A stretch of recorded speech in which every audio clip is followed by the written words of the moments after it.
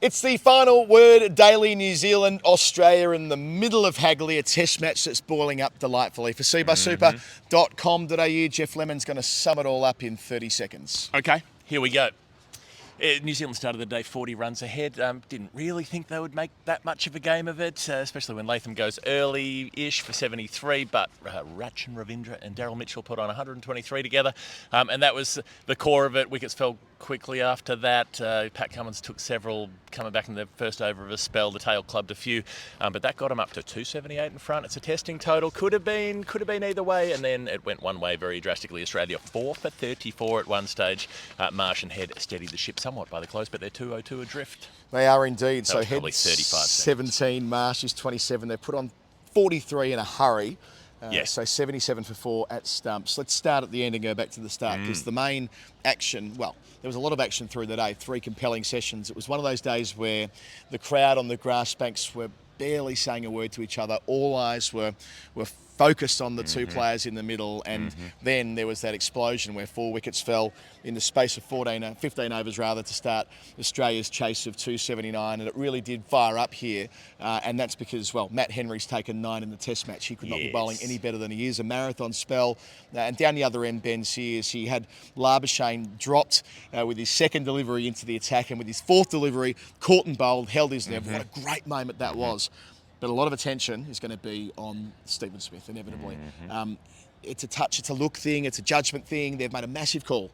And one that I cannot deny that I supported. I was saying for a long time that I thought the most elegant solution to the problem from a range of bad solutions, I didn't think any of them were good, but the best one they had, or rather, not that none of them were good, none of them were perfect, is probably the better way of putting it. And the best of the imperfect solutions was the pick your best 6 batters and shuffle Smith up. But in practice, watching it, it doesn't look crash hot. There are so many moving parts against the moving new ball. It is difficult to sort of reconcile how he's playing at the moment and trying to get through the new ball with how we're conditioned to watching openers bat across decades. Now, they're in a tough spot. They're in a really tough spot because they don't have... It's improbable they're going to make any changes to the batting lineup before They can't find any dapper down pomade. We're in a tight spot. But they're not going to... I mean, the reality is they're not going to be changing the Test 11 to that extent, i.e. pensioning Smith off before the India series. Unless Smith retired, which he ain't going to do, this is what they've got. They've got to dance with the one that brung them. And that's going to be Smith against India, against Bumrah and Siraj and Shami and the rest. And that doesn't, to me, feel like a great matchup. But what else do they have? How else would they shuffle the pack? I don't think they're going to shuffle the pack. So... Yeah, this is a problem of their own making. Again, I fully concede that it's a decision that I thought wasn't a bad one, but here we are, a few test matches on, and it's just with the eyes, isn't it? You look at it, and you're like, well, how's that going to work long-term as an opener? It feels like there's always going to be something that will go wrong.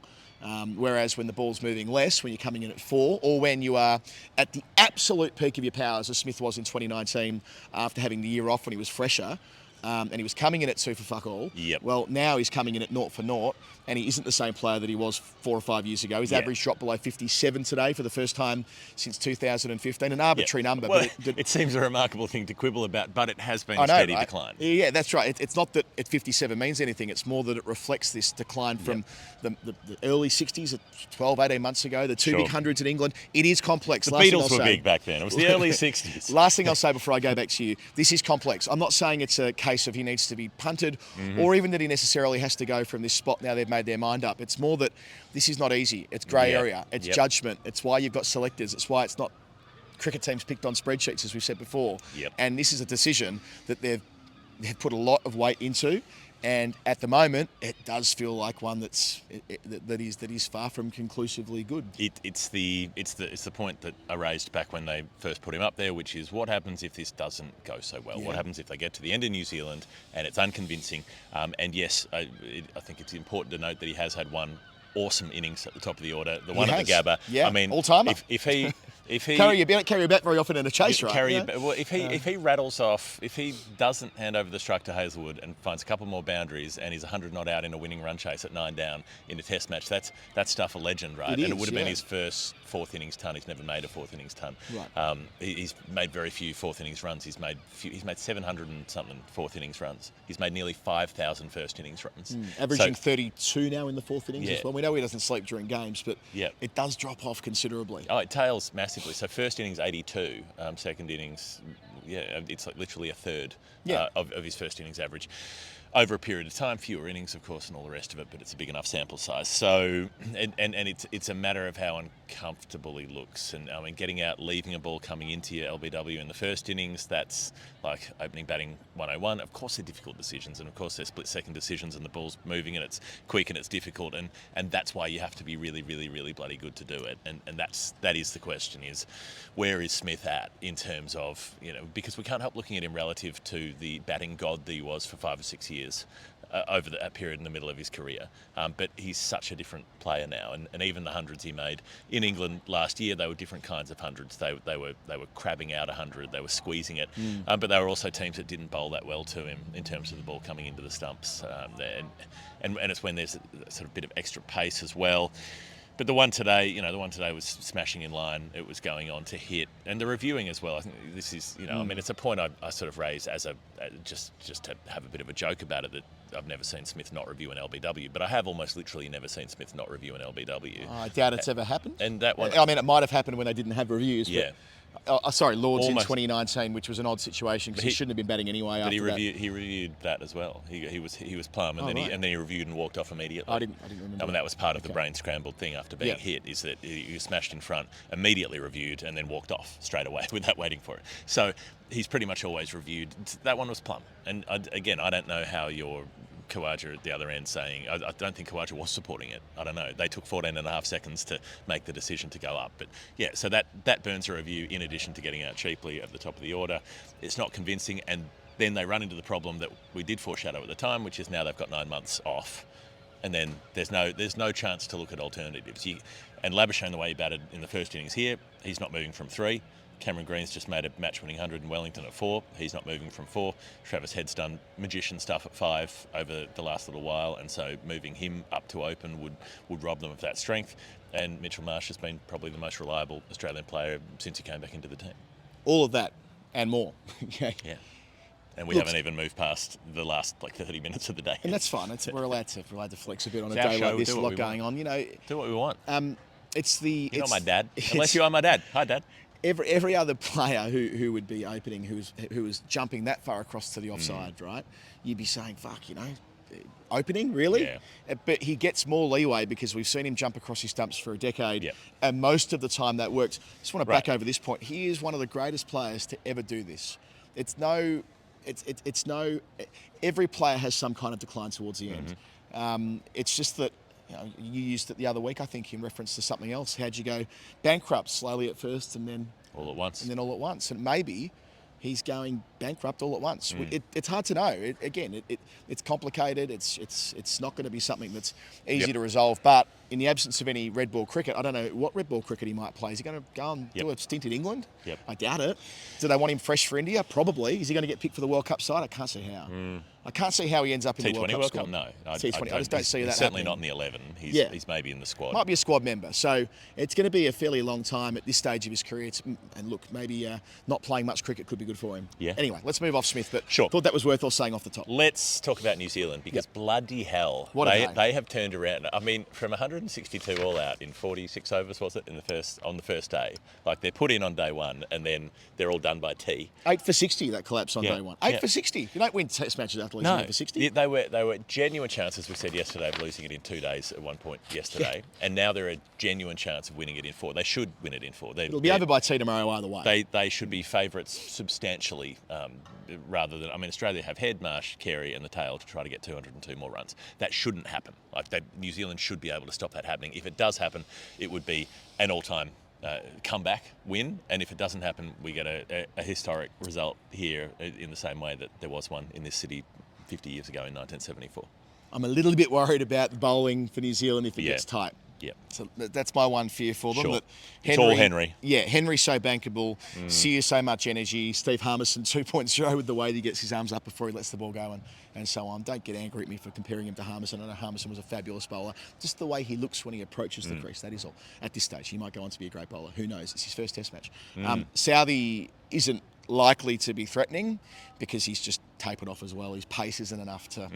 So unless there's a second new ball, which is so improbable because the game's moving so quickly, are we going to get to 80 overs? I just can't see it.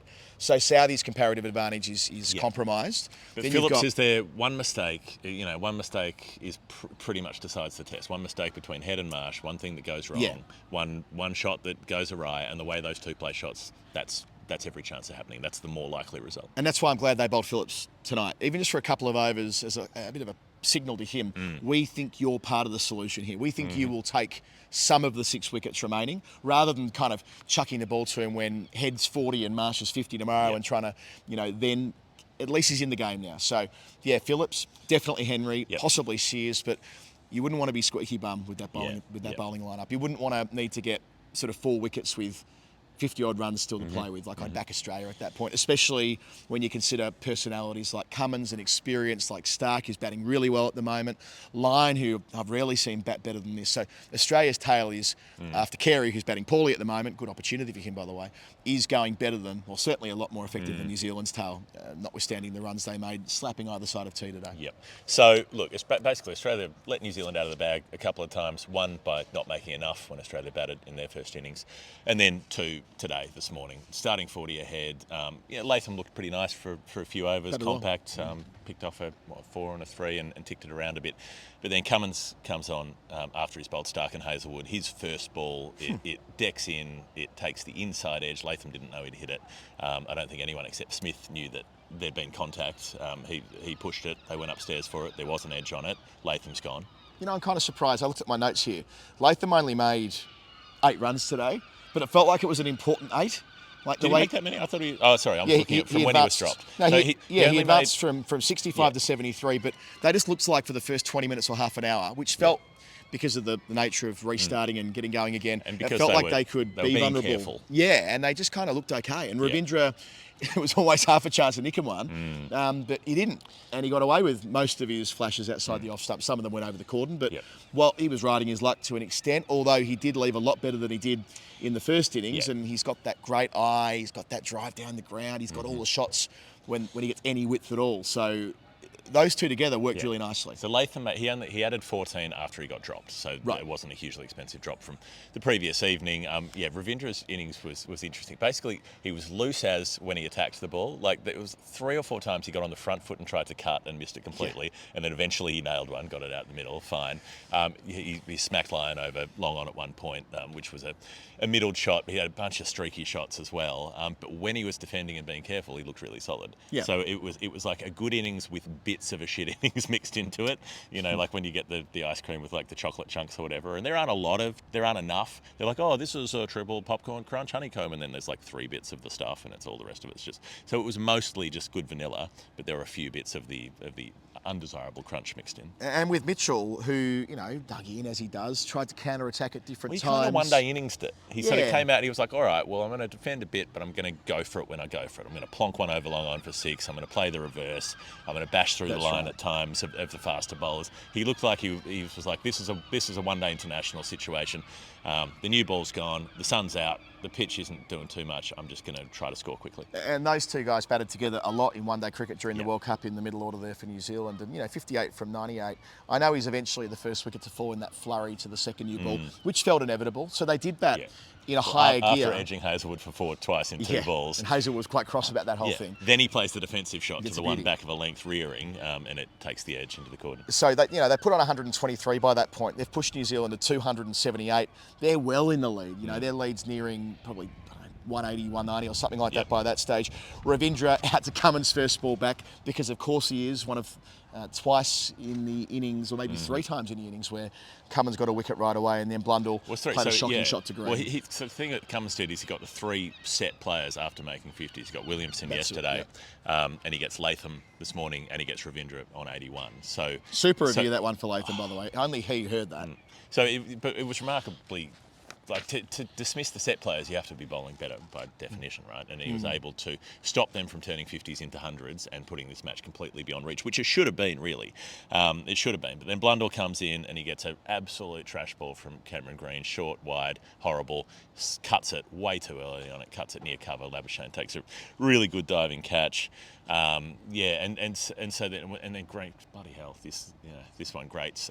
Scott Kugelheim dropped at slip on 2. Should have been 0-0-2 and that 20 odd for the series. And in the end stays in and whacks 40, and might give him an excuse to pick him again, which would be a shame. So they added 84 runs for the last 4 wickets, but lost 4 for 27 in 26 minutes after tea. So that partnership where it was worth 53 between Phillips and Kugelheim. Kugelheim did the majority of the whacking there. Yeah. It did just provide a buffer. The drop is interesting because it's green bowling, which means Marsh has to go into the gully, which means Labuschagne has to come out of the covers and go into third slip, and he's not used to being a slipper, and it's a different kind of mindset and concentration, I guess, and he fumbled the one going away to his left. But yeah, it did cost them though, didn't it? Because they had that, as I said, 84 runs that they get. 279 feels a lot different than sort of 230 odd or whatever it otherwise would have been. And even the point at tee, they're 251 ahead at tee, and they've got Phillips in there with the lower 4 bowlers who can all hit still to come, and they don't add a lot more after that. They had another 30 or 28. It was 27 in 32 balls, and most of that was Matt Henry.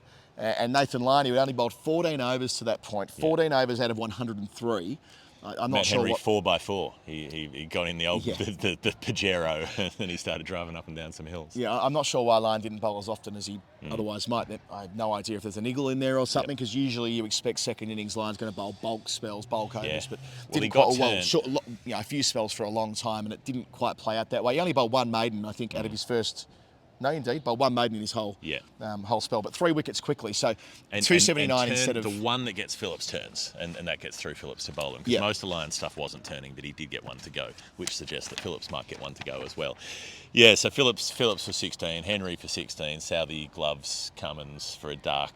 Snorter. Yeah, and then Kugelheim whacks 1 into the deep and gets caught at deep mid wicket. 10 catches in the match for Alex Carey, which equals the record in New Zealand that Adam Gilchrist holds of 10 catches in a match, 10 dismissals, wicket-keeping dismissals.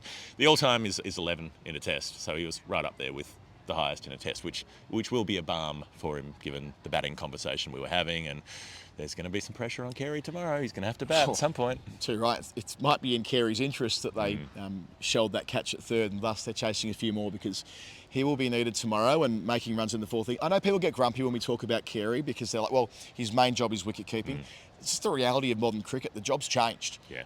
And he did put 1 down yesterday, which was not that costly, but the energy coming into today felt different because of it. And caught 1 and took 10 though is a much better equation than dropped a crucial 1 and Latham goes on to add another 90 and put some 400 ahead and all the rest of it. He got away with it, and he did the rest of his catching very cleanly. Yeah, that's right. So I'm sure these are the sort of things they'll review properly after the series. We asked Andrew McDonald about the Smith thing, and he's like, not for now. That's one for later as well. So it didn't feel like they were completely shutting the door on rethinking their top 7 at some later date. It's just not something they're too interested in right now, because look, let's zoom out here.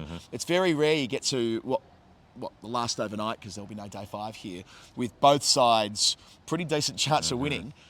This could be an absolute belter. And the fact that it'll be a sellout here again tomorrow, even though it's a work day, that all the energy around the 50th anniversary of that win at Christchurch in 1974. I'm going to come back to that again in the Hall of Fame today.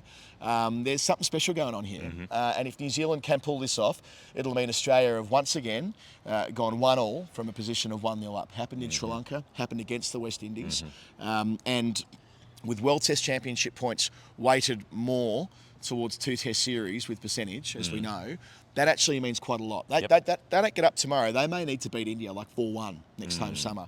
That ain't going to be easy. So this is all sort of relevant to the bigger picture. Hall of Fame? Let's do it. Final Word Hall of Fame, where we pick our most Hall of Fame moment. Obviously, it's that, our most final word moment, the thing we liked, or the thing we may not have liked, or the thing that was funny, or the thing that was good. I'm just going to nominate that entire last hour or so, because that was rocking and rolling. People were up and frothing. You get Smith LBW for 9, with the review that absolutely shouldn't have been taken. You get Labuschagne dropped at slip. Oh no, his luck's back, said Corbin Middlemouse next to me. But maybe the luck's back with him. 2 balls later, caught, he's gone. For 6 after hitting a boundary early as well, which I thought was significant, that he came out and was like, I'm gonna be positive here. Usman Khawaja, the ball angling in at him, sort of pokes at it, trying to keep it out of his pads. He's hopping as well. I don't know if does that mean you have less control if your toes are off the ground when the bat's making contact? I don't know enough about the technicalities of batting. He does it a lot. Khawaja does defend often right up on his he's a hopper toes. read. Good snaffle from Tim Southey getting himself in the game in the cordon. That felt important that he's taken a key catch, a key player, Kawaja, batted for 318 minutes when they chased 281 at Edgbaston last year. And Southie shouting like a Division 3 football supporter was incredible. And then Green bowled off the face of the bat for 5, and it was rocking in here. Like, you know, there's that great feeling when a match is close and everybody's just a bit buzzing after the game going, can't wait for tomorrow. A lot of numbers there. You know what else could be rocking? Your superannuation balance. CBUSsuper.com.au, that's who our Hall of Fame is brought to you by. So it is. 8.89% on average over 40 years. You know what? You know this. Why do you know this? Because you listen or watch our show, and we've told you across months. We're in our last week with CBUS in this run. More about that on our wrap-up show at the end, but sort your super out. Do it now. Let us know if you want a hand in getting put in touch with CBUS. CBUSsuper.com.au there. Exquisite past performance. Their splendid past performance is not a reliable indicator of their future performance. I note that on the way through. CBUSsuper.com.au. We bloody love them. You mentioned it being a work day here tomorrow and that people will come anyway. Highlight of the day for me, unexpected moment, Jim Maxwell on ABC Radio quoting Bob Hawke. Any boss at Saxy for taking a sick day tomorrow is a bum. So get down, take that advice. Jim Maxwell said so, which means I assume it's law in this country now. So come on down to the ground if you're in Christchurch. It's not a work day in lots of parts of Australia. It's Labor Day in Victoria tomorrow. I'm not sure where else it is. Even more appropriate to have the Bob Hawke reference. Another number for you here. Matt Henry's taken 58 wickets at 22 since the start of 2022. I don't know about you. Have that. I'm taking wickets at 22. What else have I got here on the numbers front? I quite enjoyed the WinViz volatility today. I haven't paid a lot of attention to WinViz in the last few months, but that was fun. Many don't ever. It bounced around. It was worth talking about. I've got actual Hall of Fame stuff here. Marnus Labuschagne bowling the second over after lunch. Getting pounded by Ravindra for 4. I just loved him bowling like so many bounces that he ultimately got no balled from what would have been the final ball of the over. One of them, just over here, landed about 3 metres in front of where Josh Hazlewood otherwise could have dived. Imagine Ravindra holes out to Marnus Labuschagne, bumping him at 128 kilometres an hour, quicker than Tim Southey's been bowling, whisper it. 1 over after lunch. Didn't happen, but it was funny. What have I got here?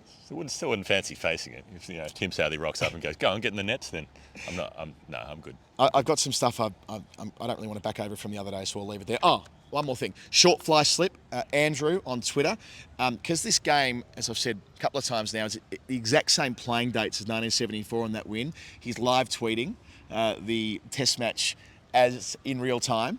It's really cool. So at one point I was on comms today and a tweet popped up as Coney takes the key catch of Greg Chappell. Like, this is nice stuff, right? So many people in this long room here were part of that 50 years ago, and they're all drawing the same conclusion that this is all meant to be. And look, maybe it is. Maybe it's not. Maybe Australia rattle off 202 tomorrow and they win 4 down. But a great chance for New Zealand to register just their 9th victory against Australia and their 2nd since 1993.